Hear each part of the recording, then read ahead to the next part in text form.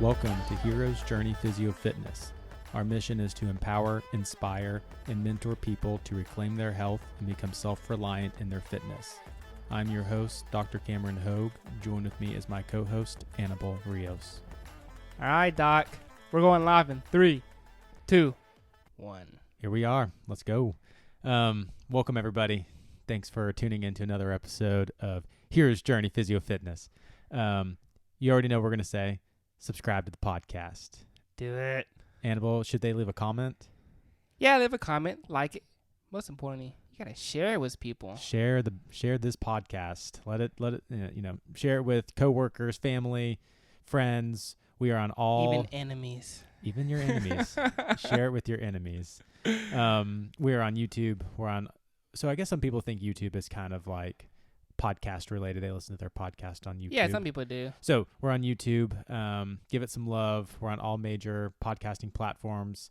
But yeah, like and subscribe. All the social medias. All the social medias. All the big ones, because we're not on MySpace. Sorry, guys. Oh, yeah. And Rumble. Rumble, yeah. Sorry. So we are going to do an episode today because of Mental Health Awareness Month. The podcast might be airing at the very last day, but it is airing on the last day, better late than never. We got it in. So what are we talking about today here, Annabelle? Yeah, it's an important topic that I think we all deal with, especially as you get older. Mm-hmm. You have more responsibilities, more things added to your plate, let's just say. Yeah. Especially from a young age. And what does that all accumulate to most of the time? Stress. So I want to talk about stress, since growing up, most of us aren't taught healthy ways of dealing with stress in our lives. Yeah. And it can impact not only our mind or our mental health, but also our bodies. I like how you had named the episode Stress Management and how you said about like dealing with it, because you can't get away from it. No. I mean, unless we're going to be a monk and live in the mountains and just isolated from all aspects of life. But even then, I feel like you might have... There's going to be stress. Some sort of stress. You know what I hated back in high school, sometimes even college, how your teacher or professor would say like, oh, just wait. Life gets way more difficult and stressful when you get out. Oh, my gosh. Like, I wish my biggest problem was having 3 tests in one day. And that always made me so mad. But like you said, it as we get older, more responsibilities. There is more stressors and stress in our lives. And it's also different kinds of stress. And also learning how to manage those as well. And we'll get into that a little bit. Right. So stress management. Yes. It's not stress avoidance. Some you can avoid, but most of them you cannot. So I wanted to clear up what mental health is, at least the way that I kind of define it. Yeah. And how I see it, since we are talking about that. So I see mental health as, here's a quick definition, as can be defined as a state of well-being which allow us to realize personal potential, cope with the normal stresses of life, enjoy good interpersonal relationships, work productively, fruitful, and positively contribute to society.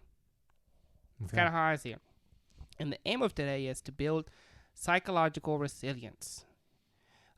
Just quickly want to see how I define it is the ability to adapt well in the face of emotional distress resulting from stressful experiences and life challenges.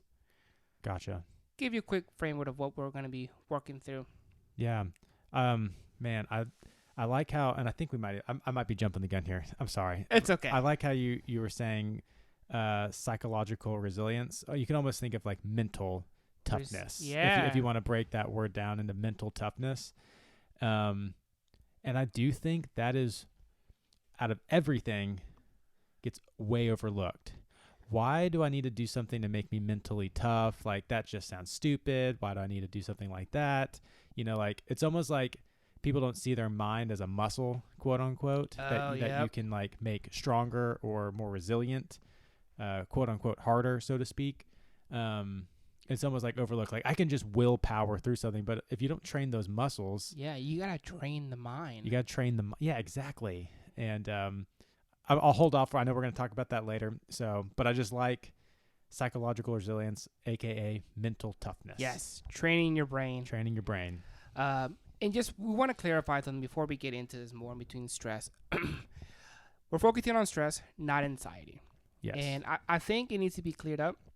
They're used interchangeably. And here's the thing. There are some similarities, Some overlap. Some overlap, of course, but they're caused by different things. And I don't want to get into the weeds of saying, because then people are like, oh, well, they're similar here, similar there. I'm like, yes, this is going to be a broad definition to help kind of clear the differences and kind of let you know where we're going today. Right. And we're also not psychologists or counselors, so No. we don't want to wade into other territories. Exactly. So, yeah. So, stress is a psychological and behavioral response to an immediate threat or challenge. Okay, whereas anxiety is a emotional feeling and psychological state anticipating the possibility of a harm. So you can almost think of stress being something that's actually happening, like you have a work deadline, whereas anxiety is you're worrying about a potential project or something else that might have. You gave a good example when we were kind of talking about this earlier. Yeah, and we're not saying that what you're feeling with anxiety isn't real. We're not Exactly. saying that. We're not saying that. But I guess what's causing it, and this is all generally, because I don't want to, because a lot of people say, Right. like, well, my specific is like, well, no, this is just general terms to kind of help guide you. Right. So one example, I guess we were talking about earlier, was like, let's just say you lived downtown in a city, and maybe there was some like marches going on, and there was thousands of people walking by your house every day. That can be a bit of a stressor. You have a bunch of strangers right outside your door. That usually doesn't happen. That's immediately a stressor, and you can have stress to that because Yes. there can be an immediate threat and or challenge that is happening right there in front of you. It's real. Exactly. Now, what anxiety would be is now you start to worry about the potential of someone breaking into your home, maybe trying to steal, blah, blah, blah. Or if another potential march is going to happen. Or another march. So like something that hasn't happened and most likely won't happen. It could, but it may not. But it may not. And you start to build up more anxiety about that stressor. Exactly. And with stress, it's typically after the trigger or the thing that's causing stress is gone. Excuse me. The stressor is typically gone. You're relaxed now. Yes. Whereas anxiety, even though after the march is gone, after everything's over, you still have that excessive worry, that Right. excessive concern going on, even though the thing isn't there anymore. Generally speaking, could you say stress might be more of an external cause while anxiety might be more of an internal cause? Yeah, I would say so. That's just what how we're describing it. Seems like we're leading to more like external versus internal. It definitely is. And I know people might get upset, but this is just general definitions to help you understand the difference between the two. Yeah. And that's why we want to focus on and clarify that we're focusing on stress, which is primarily external, whereas anxiety is mostly derived internally. All right. So with that said, there's probably 3 types of stress from what we were looking at, but we'll focus on the two main ones. Yeah. One the other one's kind of more of a subset. Acute stress, which is the everyday kind of stress. You have a tight deadline at work. There's a traffic accident. Someone cuts you off. Someone cuts you off. The everyday type things, and it usually comes and then it goes. And then there's chronic stress, where it's something that you're dealing with day in and day out. There is no clear insight. A bad boss. It could be You have to go into work every day with this boss. Yeah, caregiving for a loved one, dealing with a chronic illness, unemployment. Yeah, these are all chronic stress that are just happening every single day. Whereas acute stress is just boom, boom, it's there, boom, it's boom, gone. There, it's gone. All right. And a lot of times, acute stress is labeled as a good stress. And I kind of want to touch on this a little bit. The sympathetic nervous system. Yeah, not all stress is bad, right? Yeah. Like there has to be some sort of good stress. There's a purpose for it. Our bodies have a lot of responses, and there's a purpose for why it may do what it's doing. So yeah. So, but you're saying acute stress is more of that good stress. Yeah. You might need that. Yes. So, you were wanting me to kind of touch on, so in the nervous system, this is probably very general knowledge, but you have like the sympathetic nervous system and you have this parasympathetic nervous system. And the sympathetic is more of that fight or flight response. It's priming your body to run a race, to get into a fight, to be on the alert, to be ready, maybe even exercise, something where you have to prime your body and your nervous system is ready to like fuel the different systems that you need to either survive or adapt to the challenge. Now, parasympathetic is the rest and digest. That is, you just had a meal, there's no immediate threat. Your body's like, let me work on giving you some rest during this time. Let me kind of break down the food to fuel the body. It's that nervous system is on when we sleep. But what can happen is if you have that chronic stress, or if you don't know how to handle the acute stress, that can almost keep your parasympathetic nervous system on more than your parasympathetic. So you're almost always on the alert. You're constantly in fight or flight. You're in constant fight or flight. And sometimes you see that obviously like in the military, because you have to constantly be on, which can lead to other things as well. Again, we're not psychologists, so we're not getting too much into that. But at least practically speaking in physical therapy, when people have pain and maybe it's affecting their job or it's affecting their ability to do a recreational activity, their sympathetic nervous system is on and they're constantly tight and they're constantly on the alert, and they're actually getting muscular pain now because the muscles are so tight to kind of keep it protected and you're on the alert. And sometimes I'll just have people lay on their back, close their eyes before we do any exercise, and start to breathe through their diaphragm. So if you find your belly button, put your hand right above your belly button and kind of on your abdomen, right below your rib cage, just kind of where your diaphragm sits.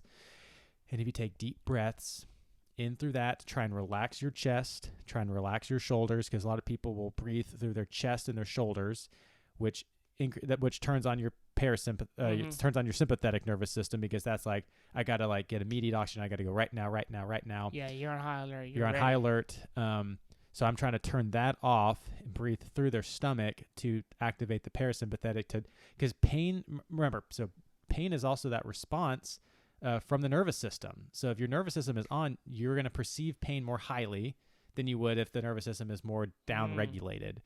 So I just give some people just diaphragmatic breathing, like a 4-second in, 4-second hold, 4-second out. There's different protocols, 3 to 5 seconds. Yeah, there's a lot of bots breathe. There's bots breathe. That's the other one you're talking about, the 4-4-4-4, and there's like different breathing techniques. And we'll get more into that, but no, definitely. And then kind of along, I don't know if I'm derailing the conversation. No, this is great. About the sympathetic and parasympathetic here. So this is a quote that one of my professors would always say in PT school, and we hated it. We thought it was stupid. We're like, this is so dumb. But he would always say, hard is not bad. Hard is just hard. And I was like, this is like, people be like, this is so stupid. Like, why are you telling me? Even as I listen, I'm like, okay, well. So people equate hard things to being bad or a bad stress. Yeah. Because humans typically seek the path of least resistance. It's just kind of wired into us. Like, yeah, I get it. Take the easy road. Like if I'm going to get the same outcome, I feel like it might be even like survival. It is a survival thing. So we typically take the path of least resistance. So when something quote unquote hard comes along, we immediately think it's bad. We immediately think it's a bad stressor. And this is the thing that we were talking about earlier about the mental toughness. It's like, we need to do hard things to make us mentally stronger, because hard doesn't necessarily mean bad. Yes. But when, in the example that he was giving is sometimes in college, like you get the quote hard professor, you didn't get the easy chemistry professor. Oh, and this semester's ruined. It's going to be a bad semester because I got the quote unquote hard teacher, and that equals bad. And that doesn't mean bad. Think of that as it's just hard, and hard is a way that you can make yourself more resilient. And then when actual stressors come along, you're more equipped to handle them. Yes. And not to say that what you're experiencing may not be stressful for you. We're not saying that. But we're going to touch on it more. But yeah, the way your perspective and how you frame the situations definitely have an impact. And we just wanted to clear that not all stress is bad. Right. There is a reason why we have this stress response in our bodies. A lot of AI was the survival instincts, and it can help us. Now, we briefly wanted to touch on, okay, when can it be bad? We kind of talked about it a little bit. Is when you're maybe stuck in that fight and flight, when you have that chronic stress, you don't know how to deal with it, and it can impact many aspects of your body and your mind, your immune system, your sleep quality is going to go down. And I think you kind of mentioned that your muscles are going to be tight, man. I don't know, sometimes when you've been stressed, your People carry neck. tension. You were going to talk about your neck. People carry a lot of tension in their shoulders and neck, and people have a lot of neck pain from carrying tension and being stressed. Even last episode with Dr. Rachel Neal, she talked about how people can even hold tension in their pelvic floor, and how like Kegling actually feeds into the tightness, and there's different routes to go along. So Kegels didn't answer everything, but people hold tension, and tension can cause pain.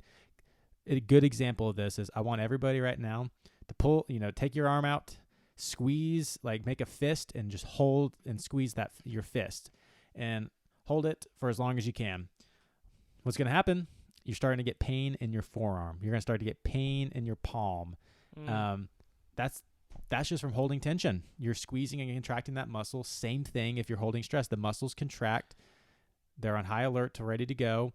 And you can start to experience actual physical pain from stress. Wouldn't you even say that sometimes after the stressor is gone, we'll talk about acute stress here, like that. Right. The stressor is gone, and now you're relaxed. Have you noticed sometimes maybe you're sore a little bit? Yeah. And you're like, I didn't even work out, but I'm sore in my neck. I'm sore maybe close to my pelvic area. Would you say it's kind of related to the same? Very, very related. And you might even, some people even hold their breath, like when something, and then you realize, like, I have some patients when they're doing an exercise or they're in so much pain, they're just holding their breath, and I'm like, hey, take a breath. They're like, oh, I didn't realize I was holding. Like they're like taking these gasps, even though they're just sitting down, Wow. Doing a simple exercise of like a stretch or something, that they're just holding their breath, and then they realize, and people do that while they're working or during driving or whatever, and then you're like, oh my gosh, why am I so out of breath from just sitting here? And it's because you're holding your breath. Yeah. Wow. Is there anything you would say that can get some other things that can lead to your body or mind from when you're dealing with this bad stress, or when stress can get bad, that you've seen? Besides the tension and holding a lot of that tension in certain parts of your body? So I think we're going to get into it a little bit later, but it can affect other systems of the body, not just your musculoskeletal system, like your muscles. It can have a negative impact on like the endocrine or like your hormonal system, even like your nervous system and like your ability for neurons to fire. Sometimes it leads to, I'm not going to say like short-term memory loss, but like memory things and stuff like that. So you might forget things that you normally didn't know. Right, because you're it's almost like you're not perceiving it. Like your body, something else is like taking your focus, and you're not even remembering. Oh, I was supposed to go to the grocery store and pick this thing up for this person. So it can affect more than just one area of the body, and I think we're going to get there towards the end. Yeah.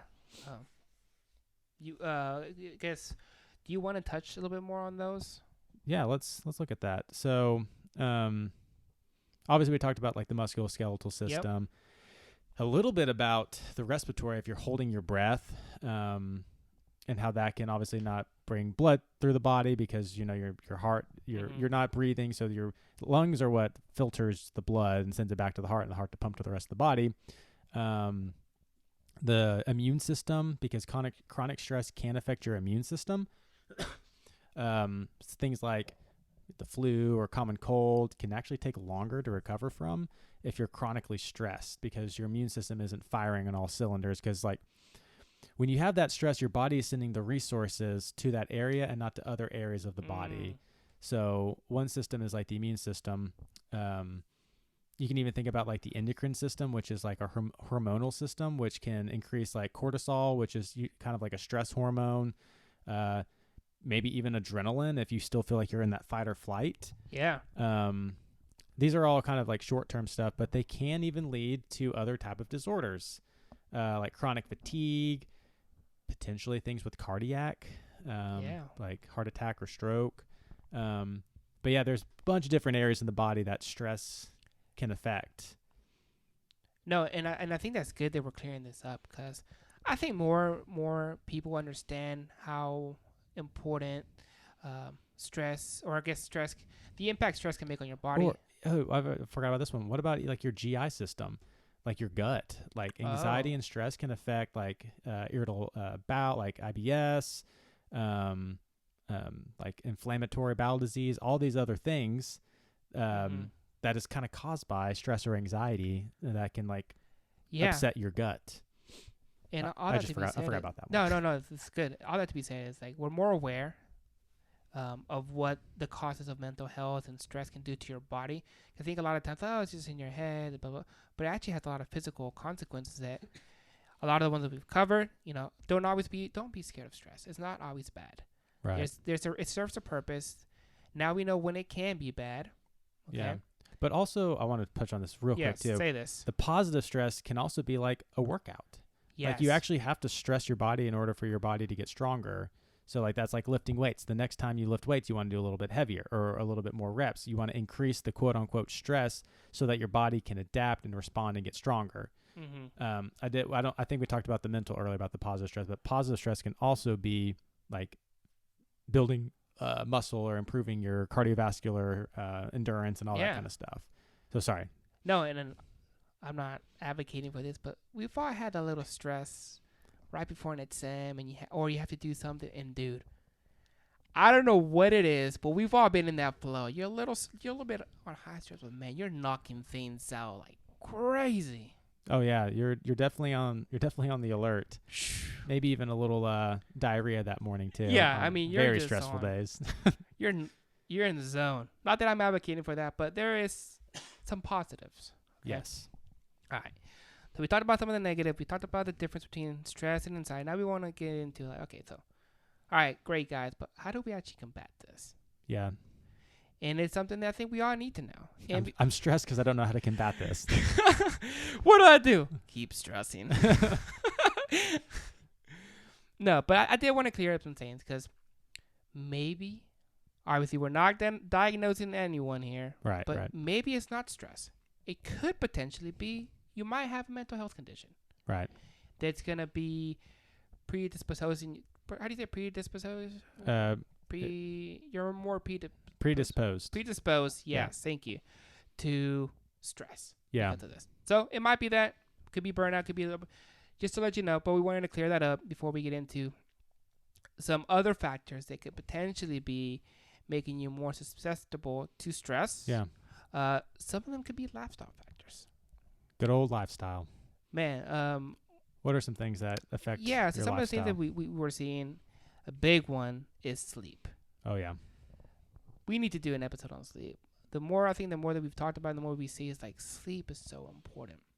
The less that you sleep, it's gonna make you more irritable. You're more tired. It makes sense why you would potentially be easily stressed. All right, eating a lot of junk food, like added sugar, refined carbs, it just impacts your body. So I won't say I'll say I did Whole30 before, right? And it's a elimination diet. Not that I'm advocating for it, but what it did is you cut out a lot of crap in your food. Right. And what I did is my mood changed completely. I was just a little bit peppier, a little bit happier. I was like, man, like Happy Annabelle. happy Hannibal.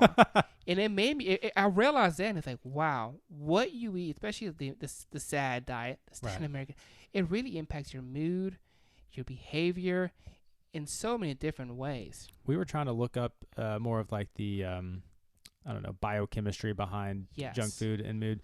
And the only thing that I can think of, and again, this is a little bit out of my area of expertise, but that you're just not giving your body the nutrients it needs. Like not giving your hormones the building blocks they need, not giving your muscles the hormone or the building blocks they need, not giving your body the resources it needs to start, or to work optimally. And I think, like you're saying, those things can affect mood, even like your appetite and your just overall mental well-being and feeling and all that kind of stuff. No, definitely. And I think we've all experienced the too much caffeine. You're just a little bit on edge. We talked about You're a little shaky. You're a little shaky. You're like, huh, What? Well, why are my fingers just twitching? A little bit more on edge. So that one's kind of more obvious. And the other one too is like drugs and alcohol. They can impact you. Obviously. Obviously, we don't need to get into that. Yeah. And another one is like sometimes too much social media Oh yeah. and too much news. If you watch the news too much, man, you just kind of a little bit.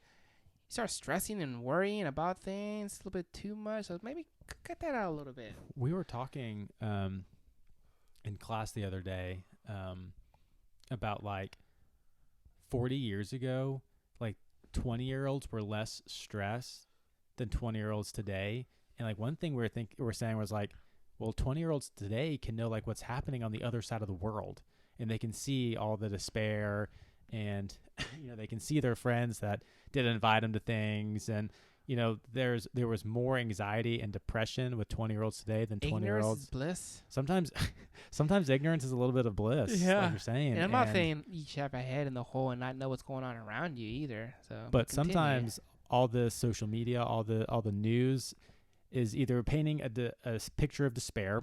This person against this person, this company, this country against this country. We're in a sinking ship, man. We're going down. We're going down fast. And then even like social media, where you only see the good, where people are actually probably hurting, but they're only things are photoshopped, and this is them with the best lighting, and like you're starting to feel your inadequacies, which can lead you to feel stressed and anxious about. Yeah, it's like, oh man, it is. You are seeing. It's like this, but then you kind of forget about it. You're seeing their highlight reel. Right. Man, who wouldn't love to see their highlight reel like back in the day when you were playing sports? Dude, you were so good. Like, yeah, but I struck out like 7 other times. I know. Okay. Don't look at all the bad. And a few other sayings that you may be dealing with. And this is not exhaustive list. Right. But maybe you have some unresolved trauma. Mm-hmm. Maybe you have a family conflict, or you have conflict with friends or at work. These are going to make it so you're already kind of on edge. You're more stressed. Maybe you're caring for a loved one. That's tough. Financially too. Bro. Yeah. We've all been there straight out of college. Man, you're stressed. Maybe you don't have any community, any support, any friend group. All of these and many more things could be leading to making you more susceptible to stress. Right. And I wanted to say that before we get into what we're going to touch on next, because we're going to give you some tools and tips, and you may say, all right, you're giving me all these things, they're not doing anything. What's going on? Maybe you have something else going on. Maybe you have, like you said, family conflict, financial stress. Maybe your diet. Maybe you're not sleeping. It could be drugs, alcohol. Maybe you're on social media too much and you're watching the news a little too much. Just wanted to clarify that. Now, there are some stressors that we can. Let me back up a little bit. The quickest way to deal with a stressor is what? Just get rid of it, right? Right. Boom. Done. Episode completed. See you guys. Just kidding. But we can't do that. So we need to identify it. And everybody's a little bit different. Right. What stresses you, what stresses me is a little bit different. So we need to figure it out. And most people kind of know what stresses them out. But here are some of the symptoms that we want to help you better understand yourself. One of the principles that we have is you need to know yourself. Right. You know yourself better than I do, and we would ever know you. Right. So, all right. Some of the emotional symptoms with stress could be your irritable, anger, resentment. Maybe you lose a bit of confidence when you're stressed out. Difficulty concentrating. Heart pounding, racing, chest tightness, the ones you were talking about, some muscle tension. I mean, sometimes anxiety and an anxiety attack is mistaken for a heart attack because you have a lot of the same symptoms of the difficulty with breathing, heart rate increasing, chest pain. All can sometimes those are misidentified. Yeah. Some behavioral symptoms could be no abiding. You're drinking more coffee, more alcohol, eating too much, too little, poor sleep again. So, think of a situation that you've been in. Did you see any of these symptoms? If so, okay. Now let's figure out, okay, what led to this? How did you respond? How did you react afterwards? And then try to figure out, okay, can I remove this? Is this something that maybe was like a one-off? Like, oh, I had this tight deadline project. If it's that, and maybe you knew in advance, maybe you can prepare for it so that you're not letting it build up to the point where you're going to hit your stress point, for instance. And then you can build a plan around, okay, when I do meet this specific stressor that I know that I typically face, we'll talk about some tools here. I can do some breathing exercise, or we'll talk to more journal. Right? You can do something, right? Right. And you're building your game plan for every single potential stressor that you know you're facing. Make a list. Write down the things right now that are stressing you out in life. Like, well, maybe like for me, maybe it's a patient at work right now, or maybe like you're saying, it's caring for a loved one. So write these things down and know how you might emotionally, cognitively, behaviorally, physically respond to some of these things. Mm-hmm. And then now we can we can use some tools to manage. Maybe sometimes you can eliminate, like Annabelle said, eliminate or manage some of these stressors so that you won't have worry or anxiety about some of these Yeah, things. so it can't lead to potentially The chronic stress. bad stress, where you're not weakening your immune system or facing all these other things. Right. Yeah, so just trying to be more aware. That's what we're trying to get to. Now some tools. All right, so before we get into this, try them out. Some of these are probably going to be new to you. And the thing is that what works for me may not work for you. Yeah, these are just our top 10 with a bonus 11 tip, but we had like 20 other tips on here, and these were just our favorites. So you can Google ways to de-stress. All right, the thing is, we want you to find healthy solutions that help you. We don't want you to turn to other things that may create drugs, alcohol, a lot of other things. They can lead to another issue. So solving one issue by creating another. We don't want to do that. Mm-mm. All right. You want to go with the first one, Cam? Yeah. So number 1 of our 10 recommendations is connecting with people, avoiding that self-isolation. You need to have support, a network of people that care about you and your well-being. That's really what we need. Yeah, I think a lot of times we try to do this whole lone wolf. Like, I can do it on my own. I don't need anybody. I'm like, listen, man. We were never meant to be alone. We weren't designed that way. No. Most of our life, we've been in some sort of tribe or community or small little village. Everyone's born into a family. Yeah. You weren't, born by yourself. But yeah. So connecting with people, and that can be different things. For myself, that's like my church community. Yeah. For other people, that might be like your gym. Whatever it is, we need to be connecting with people. Yes. That I will say, it might need to be, not just like your work people, but people that are in the same, I don't want to say, interest, hobbies, mindset as you. Something that you have in common. Something you have in common. Outside of work. Yeah. Nothing against your coworkers. I love you guys. Yeah, nothing against that, but it needs to be connecting with a common maybe purpose in mind. Yeah. I do want to say one thing with this. Yeah. It bothers me. People say, well, I'm just an introvert. I'm not an extrovert. I want to clear something up between those. You probably know this, but introvert does not mean you're antisocial. Extrovert does not mean you're social. Introvert means is the way that I personally recharge is maybe being by myself. Extrovert means I kind of recharge being with people. That does not mean that you are antisocial. There are plenty of introverts. Yeah, it doesn't mean you're a lone wolf. That are very social people. So I just wanted to say that because a lot of people think, well, I'm just an introvert. I'm never going to make one. Like, no, that's not what that means. So, yeah. Sorry. Yeah. I'm off my soapbox now. That's okay. Number 1, connecting with people. Number 2, regular exercise. There are so many sayings out there on this topic. A lot of people start exercising because, it's going to improve their physical health, but it has so many mental aspects that help individuals. I think for me, man, I notice a difference when I'm not working out. Not just physically, but mentally. Yes. It's just you're releasing that stress out of your body and out of your mind.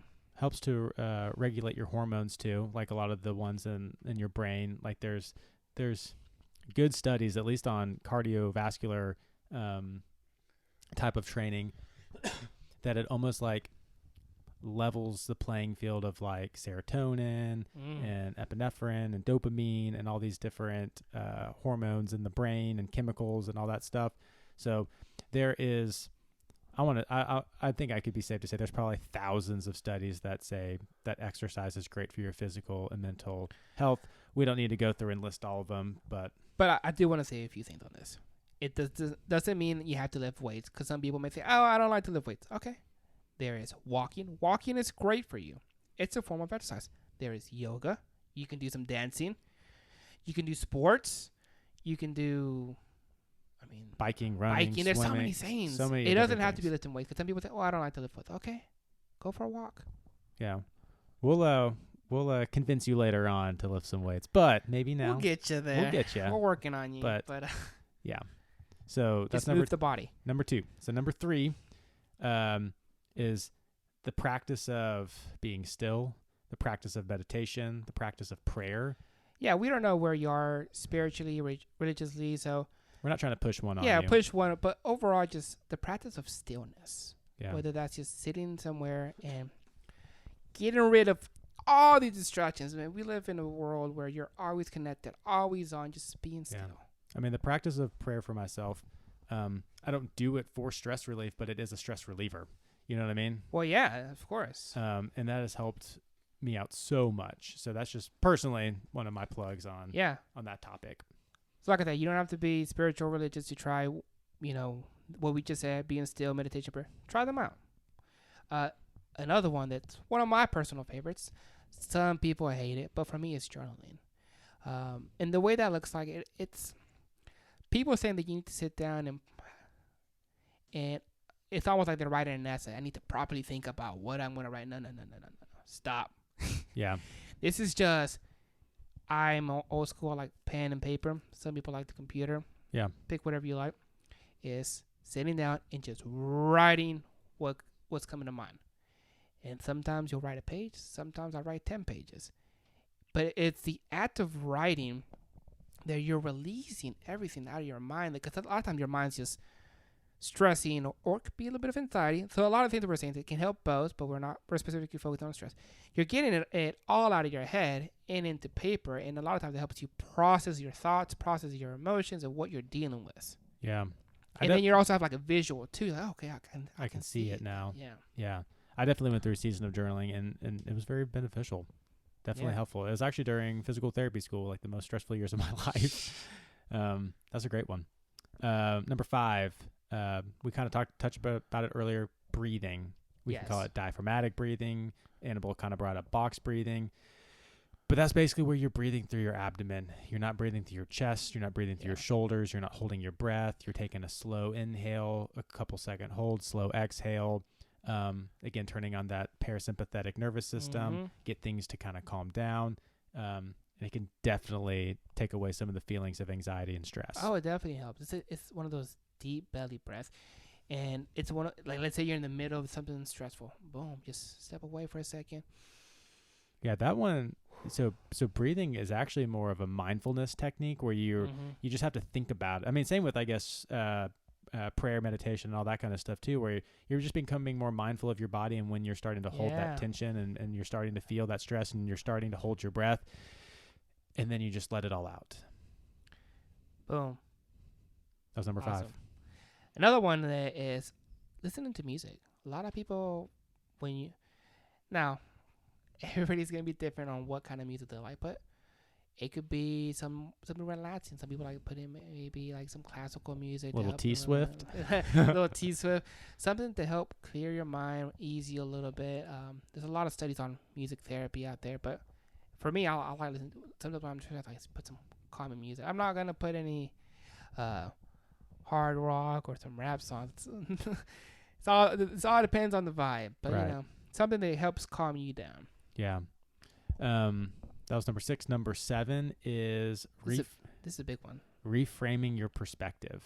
Now, a couple episodes ago, we talked about the 100 push-up challenge, and one of the big things we had learned from that was just our perspective on the task at hand, and how when we tweaked it to look at it as being nickels and dimes, as we said, and not this mountain to overcome every day, totally changed our outlook on it, and even helped our compliance and all that stuff. But sometimes you need to look at the situation and go, in the grand scheme of things, even within this week, is that big of a deal? That reminds me so much. I may have talked to you about it, but about the Chinese farmer story, or sometimes referenced as a horse story or the maybe story. But essentially, I won't go into the full story. But it means this: don't look at the situation and immediately say, "This is good. This is bad," because then a month, week, year later, you can say that is bad. I once considered this a blessing, now I'm considering it a curse. Instead, no, just take it as it is. Is it good? Maybe. That's essentially what it is. Is it bad? Maybe. We don't know how this is going to play out in the grand scheme of things. So stop trying to define it, and we need to rechange our perspective and just say it is. Right. Maybe. Oh, this is terrible. I mean, maybe. We don't know. Yeah. Like you said, in the grand scheme of things, is it? Could be, could not be. Yeah. Like the human perspective versus like God perspective type thing. Exactly. All right. That was number 7. What's number 8? Creating simplicity in your life. I think so many times we overcomplicate everything in our lives. I mean, even, I don't want to get into it, but which is one of the reasons, like health and fitness, man, why is that so complicated? Why did we overcomplicate it? Why is there 100 million different diets and they all claim that they work? Where a lot of it's just simple. Right. This is actually a really big one. I know this is has definitely been around, at least in like the Christian faith, for a very long time. It's where you get monks and nuns, but even going through times of like, I'm eliminating social media. Maybe I'm going to bike to work. Maybe I'm going to, only eat 2 meals, like something where you are just stripping away some of the things that make life really complex, and you just start to make life really simple, and you can focus on the things that actually matter in life. Yeah. There's less distractions when you try to creating simplicity. And this isn't like you have to live in a tiny home and be a minimalist. It's like maybe there's a season where you just need to make and create more simplicity in your life. Yeah, get rid of all the excess. Maybe a lot of people are like, well, I have so many kids, the schedule's so busy. We're like, what if you weren't so? What if you stop all these different activities for a season? Yeah. And just create simplicity, stillness for your life, and focus on what really matters. I like that one. That was number 8. Number 9 is, we've mentioned it a couple times already, just prioritize your sleep. Numerous studies show when you have less sleep, I think the normal is about 7 to 9 hours, 8 being that magic number or whatever. I want to say it's like 6 or less. It's going to cause some stress. It is. I don't know how it wouldn't be. You're just more irritable. You're just on edge. And also don't stress about not getting enough sleep either. Yes. Out of all these things that were said, please don't stress about, I'm not working out. These are tips. These are recommendations. Try some of these things. Don't stress about not doing all of these things. Yes.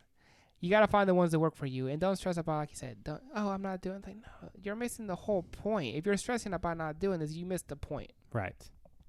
Continue. Next one. That was number 9. Number 10 is get outside. Get into nature. Yeah, there's so many studies you can look up about nature therapy and being outside and the outdoors. There's also the vitamin D you get from the sun. Yeah. There's just a lot of benefits of getting outside, whether that's a walk, maybe during your lunch or after work, or maybe it's like on a weekend where you sit on the front porch versus sitting on the couch and just getting outside. Yeah. Don't overcomplicate it. Like we said, make it simple. Create simplicity in your life. Create some simplicity. Get outside a little bit. All right. So one thing a final bonus tip for those people that have made it this long is that these tools sometimes may not be enough. You still may be stressed out.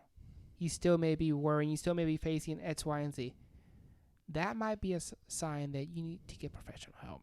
Yeah. And there's nothing wrong with that. No, it is. That's why they're there. That's why there's professions created around the area of mental and emotional well-being. Seek out a counselor. Seek out a therapist, and give that a try, and definitely try these. Definitely try these tools, but Give them some time, give them some because time. some of them are probably going to be new for you. But again, there's professions out there for a reason that help with this, so you might need to seek out some professional help and support. Absolutely. Yeah. There was a bunch of other bonus tips. We'll put the top 11 on our in the show notes. There is so many more, guys. Yeah, so Google many it. more. Google them. But again, you can always join a support group as well. But is There's that all? so many. There's so many things. I think we had like almost over 30 or 40 in there. It was too many to count. Yeah. So find the ones you work. Oh, one last thing that I want to say. Yeah. Have like a little toolkit. We call it creating your toolkit for a reason. Is that there might be a moment where you may not have access to one or the other. Mm-hmm. So if you have various different things that work for you, you can insert one when maybe one might not be readily available. So that way you always have something going on. Tools in the toolkit. Tools in the toolkit, exactly. Anything else you want to add, Doc? No, man. I think I'm hoping this was helpful for people. Being able to know that stress is not always bad. Sometimes it's good. Know how it affects the body. Know how you can identify it, and then have these tools to help manage or overcome it. Absolutely. But it's a topic we really wanted to talk about because Annabelle's like, as we get older, I feel like just there's more stressors in life, and there is. I think like every adult needs to know how to manage some of these things, and we're never taught these things. No. So we hope that these were helpful. And as always, just remember that you're human. We shouldn't seek perfection, but that daily improvement. All right. See you guys. See ya.